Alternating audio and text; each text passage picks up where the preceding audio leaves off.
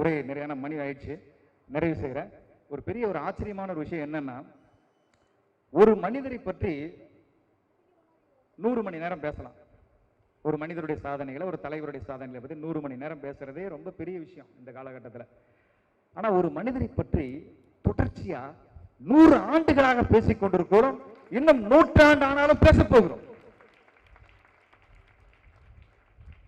எனக்கு நல்ல ஞாபகம் இருக்கு, ஒரு 40 வருஷத்துக்கு முன்னாலெல்லாம் என்னுடைய சொந்த ஒரு கும்பகோணம் பக்கத்தில் இருக்கக்கூடிய ஒரு சிறு கிராமம், உட்கோட்டைங்கிற ஒரு பகுதி. அங்க பொங்கல் விழாவுக்காக எங்க அப்பா அம்மா என்னை கூட்டிட்டு போவாங்க. அங்க போகும்போது நான் பார்ப்பேன், நிறைய இடங்கள்ல, குறிப்பா தேநீர் கடைகள்ல கருப்பு சிவப்பு துண்டணிந்த நபர்கள், எல்லா தேநீர் கடையிலையும் கலைஞர் படம் போட்ட நாள்காட்டி இருக்கும். அங்க 2 பேர் ஒரு கருப்பு சிவப்பு துண்டணிந்த 2 மனிதர்கள் உட்கார்ந்துருப்பாங்க. கையில ஒரு தேநீர் கோப்பை இருக்கும். சுட சுட சுட காரசாரமாக ஒரு அரசியல் பட்டிமன்றம் நடந்துட்டு இருக்கும். அரசியல் பேசிட்டு இருப்பாங்க. அப்ப எனக்கு புரியாது என்ன பேசிட்டு இருக்காங்கன்னு. ஆனா அது கலைஞரை பற்றி இருக்கும், மற்ற அன்றைய நடக்கிற அரசியலை பற்றி இருக்கும். எல்லாத்தையும் அந்த கிராமத்து திமுக வளர்ந்ததே தேநீர் கடையில தான்.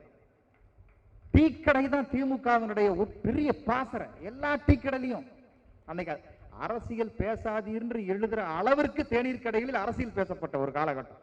எல்லாரும் அரசியல் பேச ஆரம்பிச்சு அந்த காலகட்டத்தில் அரசியல் பேச ஆரம்பிக்கும். ஒரு ஏரோட்டுகிறவருடைய இதயத்திலே அரசியல் நெருப்பு எரிந்தது.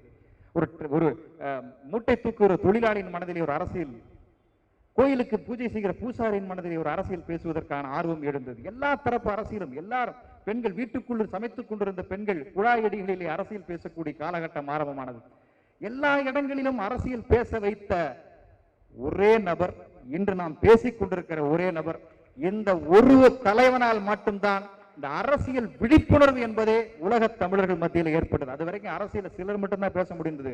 பாமரனுக்குள்ளும் அரசியல் அறிவை, ஞானத்தை கொண்டு போய் ஊட்டியவர் நம்முடைய முத்தமிழறிஞர் கலைஞர் அவர்கள் மட்டும்தான். அதாவது நண்பர்களே, பல பேர் கேட்கிறான் கலைஞர் என்ன அப்படின்னு இருக்கு. இன்னைக்கு